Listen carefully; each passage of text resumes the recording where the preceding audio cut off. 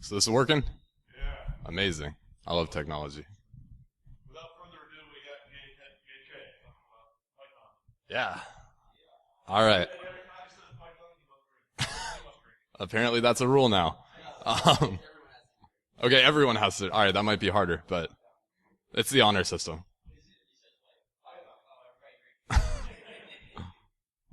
All right, so I'm Gabriel Kirkpatrick. I go by Gabe K on the internet because I'm not very creative. And this is Snake Charming, fun with compiled Python. Oh, wait, I have to start the presentation before it'll go to the next slide. PowerPoint's hard. All right. My presenter view is incredibly messed up right now, so I'm going to press escape, and I'm going to start it again, and we're going to see if this works.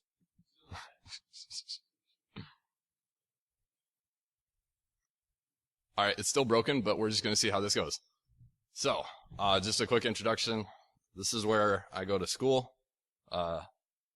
No, that was where I live. This is where I go to school. That's my dog 1 year, 10 months, and 8 days before the Xbox 360 came out.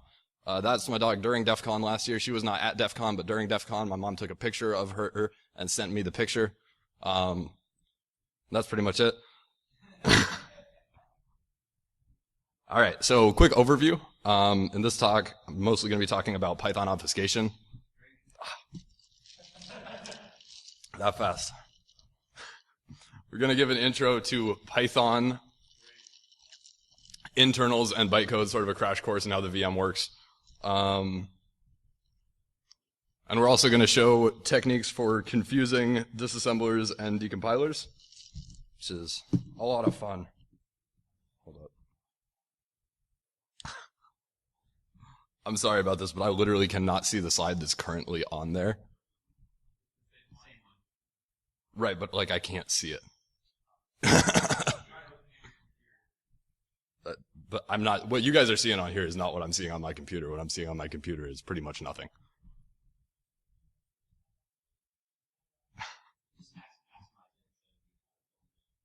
That's a good thought.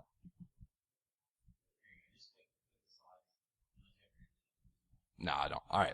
So this is how we're going to do this. All right. So, did I? All right. So why obfuscate Python? I mean, basically, same reason you obfuscate anything. If you're making malware, you want to hide how your malware is working.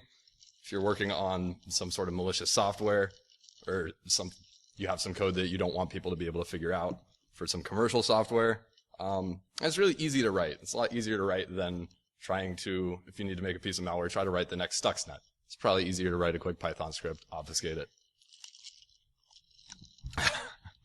And it's very, very popular in information security for some reason, which is useful. Quick disclaimer, every single picture in this that features a snake was added about 10 minutes ago by FuzzyNop, and so I take absolutely no responsibility for any of this. Yeah. So just some quick Python fun facts about the VM. Code gets compiled to bytecode, and then stored in a PYC file. So Python is an interpreted language, but it doesn't really get interpreted line by line. Before you run it, it gets compiled into bytecode, and that's what actually gets executed. The bytecode's executed by the VM, not just the VM. So, and there's no JIT. So it never turns into native code. They just have a really big switch statement. And the Python VM is a stack machine. So there's no registers or anything. Everything that you're dealing with gets pushed to the stack whenever you want to deal with it. So I'm going to talk about a couple methods of Python obfuscation. The first one, this is going to take a while. All right. The first method, which is the most popular one, is Python source obfuscation. This is a bad decision. But so basically you put in a py file and you get out a py file that typically just has like all the variable names changed, all the function names changed, and a lot of times the strings are like encoded or obfuscated in some way. So just a quick example of that. This is what Python source obfuscation looks like. This is using a popular obfuscator called OPY. And on the left here, you see we have a really simple program. It has this class with 2 methods. And that's just the regular code. And on the right is it after being run through OPY. And it looks like there's a lot more code. But if you look at the lines, each of them maps 1-to-1. And the first 27 lines of the program are actually just the string obfuscation function. So even though it looks like a lot bigger, the code flow is still pretty visible. It's mostly just variable names changed and strings obfuscated. But you can just go through, deobfuscate each of the strings, and then just rename variables as you're going. So it's effective for making it look intimidating, but it doesn't really help to hide the code flow or anything. Another method is Python runtime obfuscation. So that's when you are distributing a modified version of the runtime that has some changes made to it, maybe like changing the magic number at the start of PYC files so that one from the modified runtime, if you put it in a decompiler, it sees the magic number as some different value and it just freaks out. Another popular thing to do is swapping opcode values. So people will swap like load with add or something. So it'll like disassemble, but it'll look like garbage. It won't make much sense, and decompilers will have a lot of issues with that. Rich Smith gave a talk at Black Hat and DEF CON a couple years ago about a toolkit that he made called Pyretic, which is really good for being able to dump and decompile this stuff. What's up? Yeah, so that's the thing, is this requires you to ship a modified version of the Python runtime. So you have to completely rebuild the Python runtime. Any script for this will not work with a stock version of Python. And then there's Python bytecode obfuscation, which is what the majority of this talk is going to be about. So this involves manipulating the bytecode in a PYC file to break disassemblers and decompilers in all sorts of fun ways, figuring out how you can use instructions to do things that they weren't necessarily intended to do that'll confuse people when they're trying to reverse engineer it. And the great part about this is it doesn't require a modified Python runtime. So almost out with this one, but oh, fantastic. So a PYC file or any file that you generate with bytecode obfuscation will work on any Python interpreter out of the box. I stuttered. All right. What's a word replacement for Python? All right, a snake interpreter. It'll work out of the box with your favorite snake-based programming language.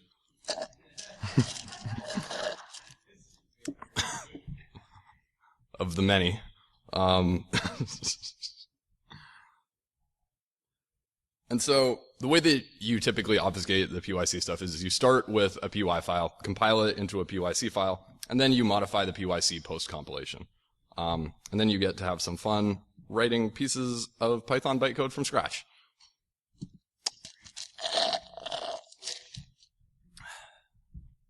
The hard part of this is I'm reading the slides, and I apparently wrote the word Python on them a lot. Oh no. All right. This isn't a coffee cup. All right. So, as I mentioned a couple times earlier, PYC files, Python gets compiled into PYC files. These are automatically created when a module is imported. And after they've been created, they'll be loaded in preference to the PY file. So if you type import base64, it's going to look for the base64.py file, and then it will compile it into a base64.pyc file. And then every time in the future that you import base64, it's going to load the base64.pyc instead of the base64.py, unless you update the base64.py. It compares the timestamps on the two and will load the pyc rather than the py. They can also be explicitly created if you just run a py compile or import the module. You can just create a PYC file. And these contain serialized code objects that just get given to the interpreter and executed. So, what is a code object? If you open up your favorite snake-based programming language's interpreter, and you take a code object and you type help, this is the documentation that you will get. You'll get this constructor that takes like 14 parameters and just says, create a code object not for the faint of heart. This is not very useful documentation, but you can do some digging into the actual runtime, and you see a code object contains probably what you would expect it to contain. All the information that the interpreter needs to run the code. So that's the number of arguments, the number of local variables, stack size, execution flags, the module and function name that are actually only used for debug output. They're not necessary at all. And the file name, which is also just for debug output. Then it has a string called CO code, which is just the string of all of the bytecode that it just goes through and executes. CO names, which are the names of all of the variables in your module that are externally accessible. And then CO var names, which is all of the local variables.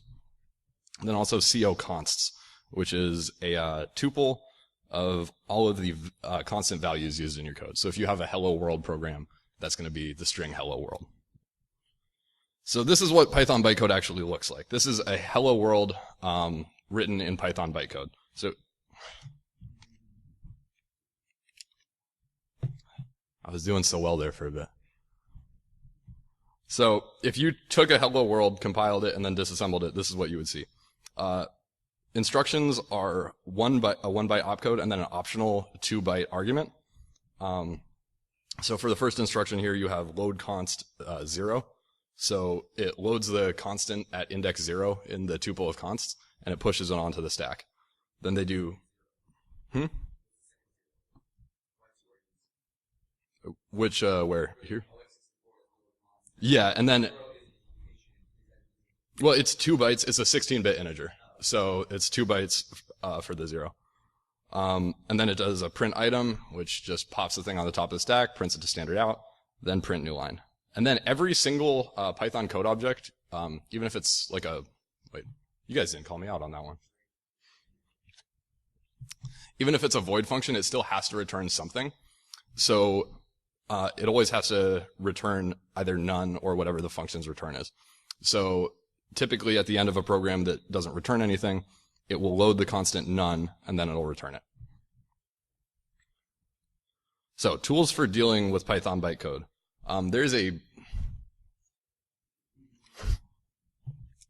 There's a built-in module that comes with all the standard libraries for a certain programming language called dis.py, which will let you just pass in a code object and it'll show you the disassembly of it. And there's also a third-party module called byteplay, which is used for creating and modifying... Yeah? No, it's hilarious. It's used for creating and modifying code objects. Code objects are typically immutable, so you can't just modify them regularly. And then there is PYASM, which is a project of mine that I'm hesitant to really call a project because I haven't updated it in like 8 months, but it's a folder on my computer that is also on the internet. So I think that makes it an open source project. But it is an assembler and disassembler for Python code objects. And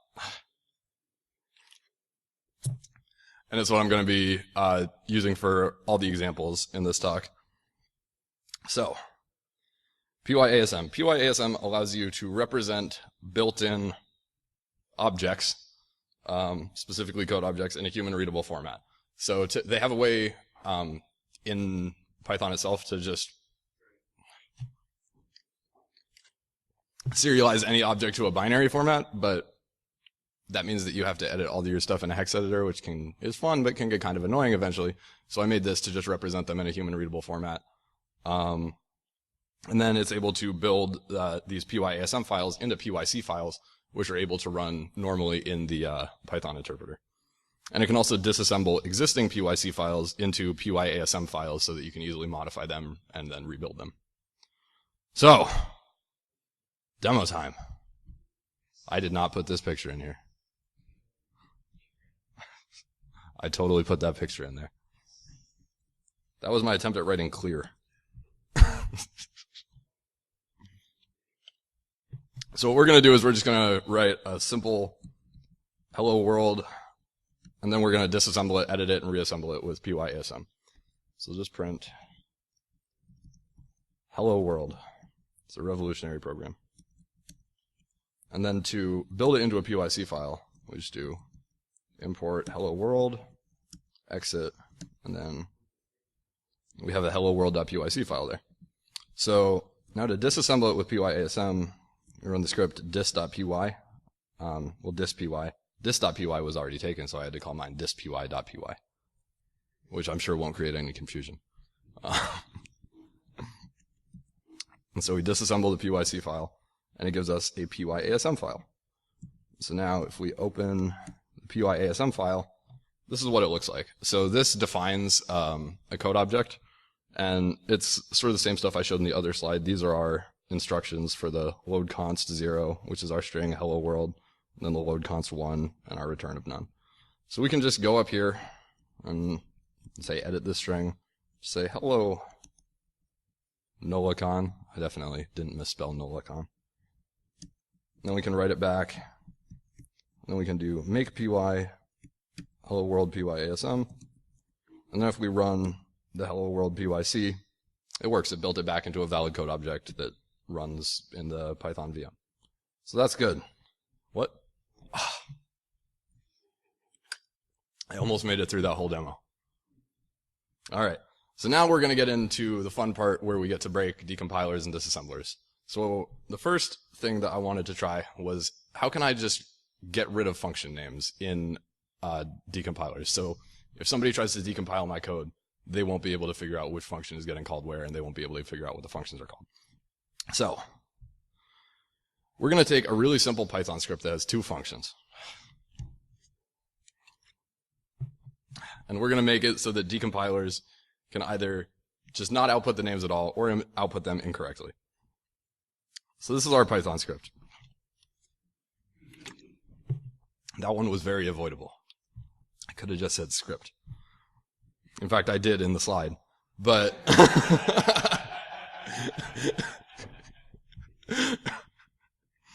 so we have a function 1 that just says, hello, I'm the first function, and then a second function that just prints what's up. And we call function 1, and we call function 2. So, if we... I hope you guys are enjoying hearing those tab complete sounds. Yeah, that's what it is.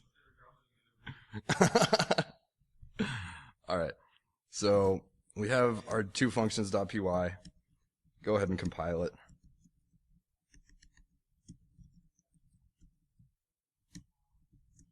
It executes, and if we decompile it with uncompiled2, which is the pretty much the best Python decompiler out there. Sorry. It gives us literally the source code back, so it decompiles it pretty much perfectly. But now, if we disassemble it,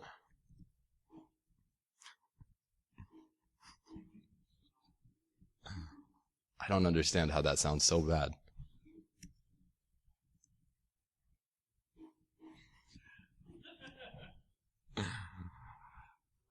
So now we have the disassembly of it that we can go and play with. So we're just going to delete the function names and see what happens. So if we search for function 1 and delete it, and then search for function 2 and delete it, and then we make that. Now if we run, it still works. It's still the exact same output that we're expecting. The function is still getting called in the same way. But if we run uncompile on it, we have two functions that just don't have names. So the function definitions get totally messed up, but are... Yeah, no, so the uncompile takes the name from the code object, whereas you can see down here the names are still there. So it stores the names in the code objects and in the list of names for the functions that are going to be called, and you can just delete the ones in the code objects and make them not output, as long as you keep them in the list of names. And they'll still get called correctly because they're actually being called by index rather than by their name.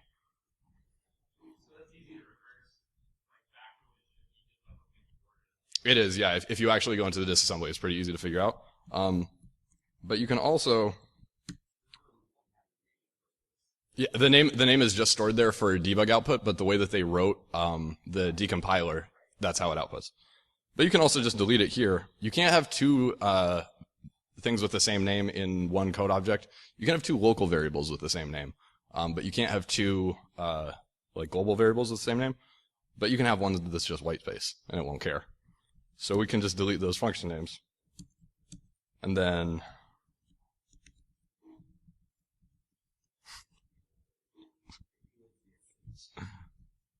hold up.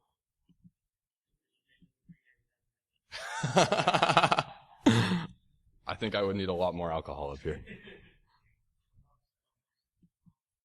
Where's that at?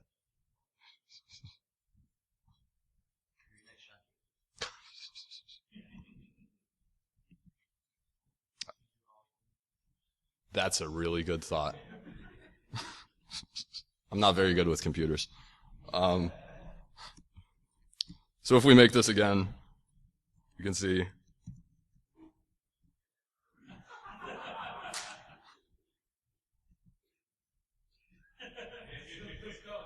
Okay, all right. We can run it. It still works, but if we uncompile it now, this is our output. We have two functions that don't have names, and then we have calls to just white space. So, yeah, that seems fine. Oh, this was the slide that I was supposed to show before I switched over to there.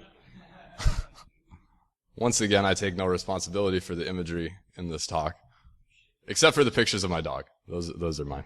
But which my mom. I took the first one, the one from 2004. I did not take the one from this past summer. I can find pictures of me taking the picture. So now we're going to start dealing with actually modifying the bytecode instructions instead of just some of the values in the code objects. So we're going to introduce my favorite instruction in all of Python, which is called extended arg. So, as I mentioned earlier, Python instructions can be up to 3 bytes. That's 1 for the opcode and 2 for the argument. But sometimes you need an argument that is larger than 16 bits. So they introduced this instruction called extended arg, which lets you set the upper 16 bits of the next instruction to be executed. So basically all it does is it takes the current operation argument, shifts it over 16 bits, and ORs it with the next one, so that when it executes the next one, it has a full 32 bits filled in. And this is fun for a couple reasons. It lets us use really large values as arguments, which is fine. That's what it was intended for. It also lets us use negative values as arguments. I haven't dug that deeply into how Python actually compiles it, but I have never, ever seen standard Python code output a negative argument value. And as a result, a lot of decompilers and disassemblers do not know how to deal. Actually, every single disassembler decompiler does not know how to deal with a negative argument value. And it can also be chained pretty much indefinitely without hugely impacting the program's execution, because all it's doing is shifting and ORing, shifting and ORing, shifting and ORing, and bits just fall off the end as you're doing that. So, we're going to use a negative arg to create an infinite loop, and we're going to see how the disassembler deals with it. So I have this program here, negative jump, which has the string hello forever. It loads it, prints it, and then does extended arg ff, and then jump forward ff5. So what this is actually doing is saying jump forward negative 11 bytes, which is back to the very start of the program. So, if we make this, and then run it, it does exactly what we would expect it to do. It just prints the stuff forever. However, if we disassemble it with dis, which is the built-in Python module,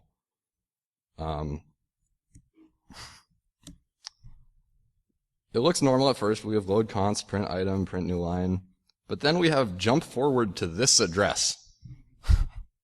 which is not quite where we're actually jumping to, because the disassembler does not actually take whether it's signed or not into account. So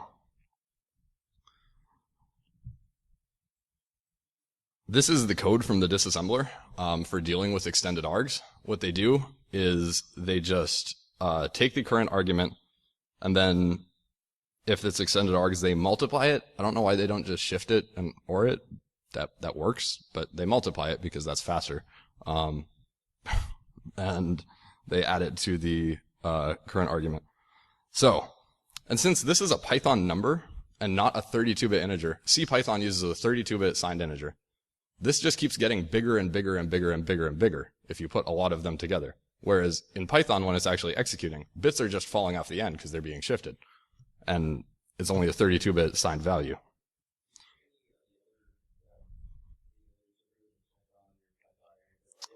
I have not messed with any of the ones other than C Python. I do want to look into them though. So now we're going to use negative args for indexes. So there's this fun instruction called load closure, and which is used for loading closures. But what it does is it takes the current argument and it uses it as an index in an array without doing any checking on what the value is. And then it pushes that value to the stack. So it uses this as an index in this array of Python objects called freevars, pushes it to the stack, and then continues. So if we look at where freevars is set up, freevars, they set up a variable called fastlocals, which is the array of all the local variables. And then freevars is just the locals plus the number of locals. So it sits immediately after the locals in memory. So if we give it a negative index, then we can go backwards into the local variables and mess with those without making it apparent that that's what we're doing. So we're going to do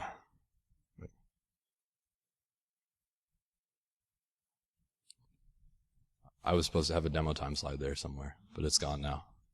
We didn't have enough snake pictures.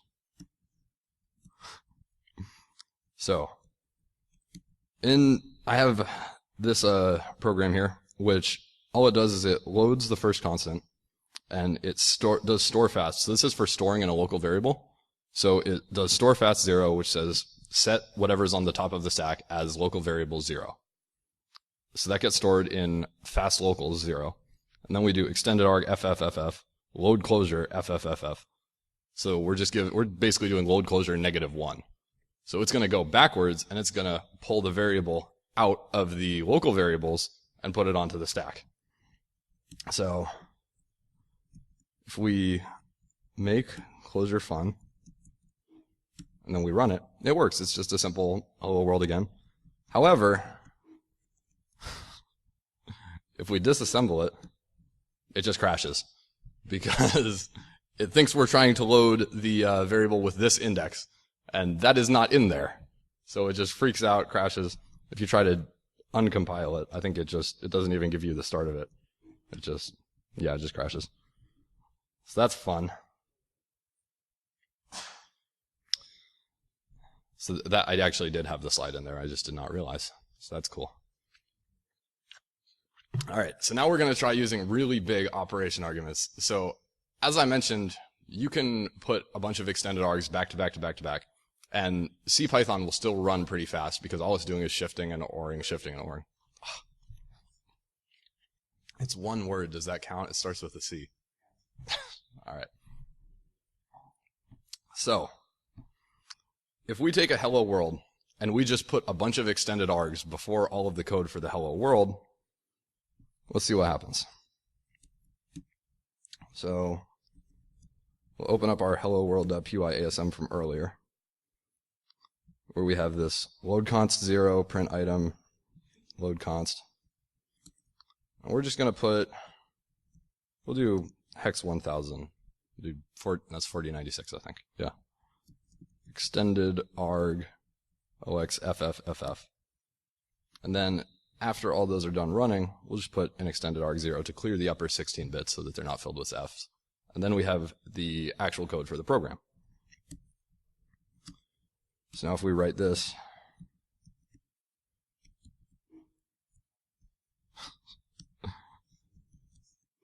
and we run it, it's still the same program. It still executes super fast.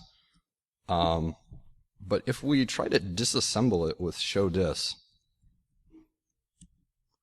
this is what happens.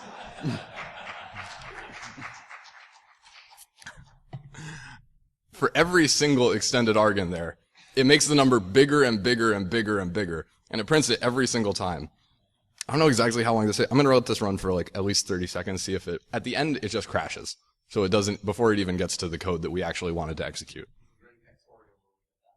Yeah, well, so what ends up, this number is what it's gonna try to use as the index to get the string for hello world.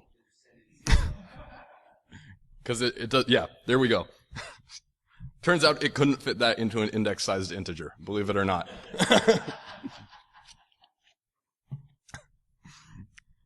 And it still runs super fast, so you can just append that to the start of your code, and it will completely mess up the disassembler.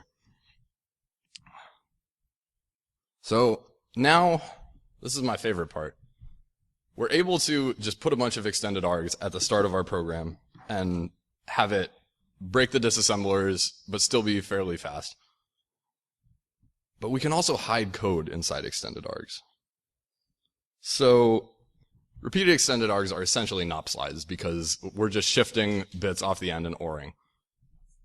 Yeah. I forgot that we put that picture in there. Can you spot the code inside all of the extended args? But what we can do is we can put instructions inside the arguments for extended args. And then we can jump back, not to an extended args, but to the offset of an instruction, which is the argument for an extended args. So if we look at the code like this, we have each of the blue boxes maps to one of the instructions on the left. So it's just extended arg, extended arg, extended arg, extended arg. And then at the end, it has this jump forward negative, the size of the code, which jumps back and starts executing from address 1 instead of address 0, which is the argument for the extended args. So if you look at the code from address 1, it's actually load const, nop, jump forward, print item, jump forward, print new line, jump forward, load const, return value, which is a hello world. So I actually wrote a script that will just let me take a Python script. So if I make a new vim, yeah, that'll work. So we're gonna make a new hello world because the other one's too messed up by this point. We're just gonna print, wow, I love extended args. They're so cool.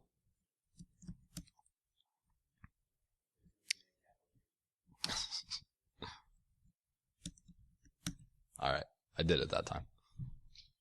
So now, if we take this, import hello NolaCon, it prints it out, and then we can run the script that I wrote called extendme.py, and we give it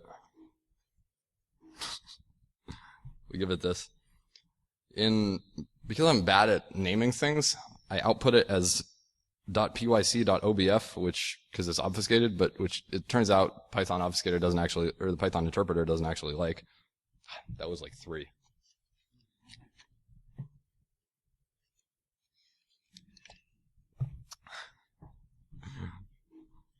So we gotta move this to an actual, you're gonna be hearing a lot of that. We'll just move it to demo.pyc. I never thought of that. So that's a really good idea. So now if I run demo.pyc, it executes exactly like the script I just wrote. However, if I do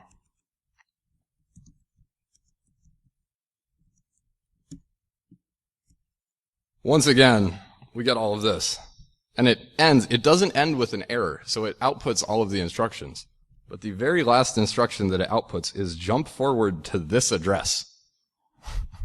And if you actually, this is my favorite part, is when we'll make the terminal font a little bit smaller here, so we can see all of what it actually outputs.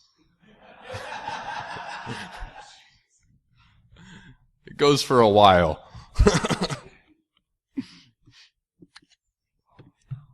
Yeah.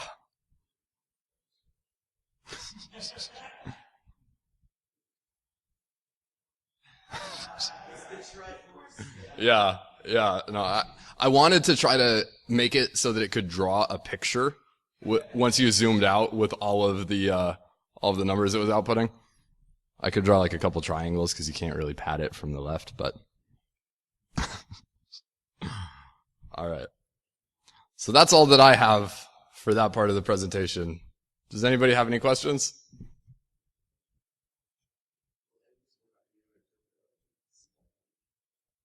I think you asked that earlier.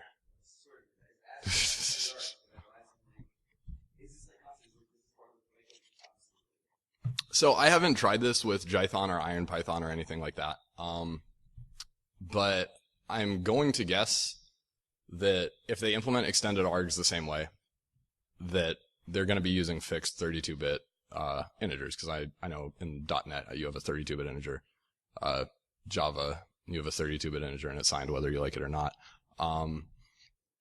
So if they implement it exactly the same way with just the shifting and ORing, then it should execute the exact same way that C Python does.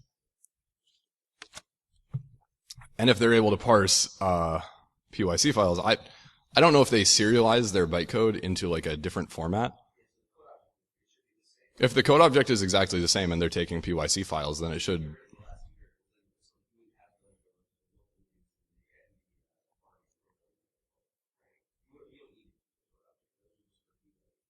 var names, and you actually do need those. So you don't need the name.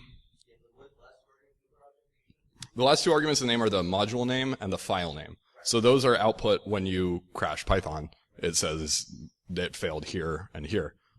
You don't need those, but the var names and the actual names you do need. A lot of the time you can make them just white space. I was making something the other day where at the end I just had one variable that it would just print out to the screen, and the variable's name was just the control character to clear the screen. So, so whenever anybody tried to decompile it, it would just clear your screen. I ended up not doing that, but a couple what? Yeah. All right. Anybody else have any questions about Python? All right. Well, that's all I got. Thank you for letting me stand up here and rant about Python while drinking too much.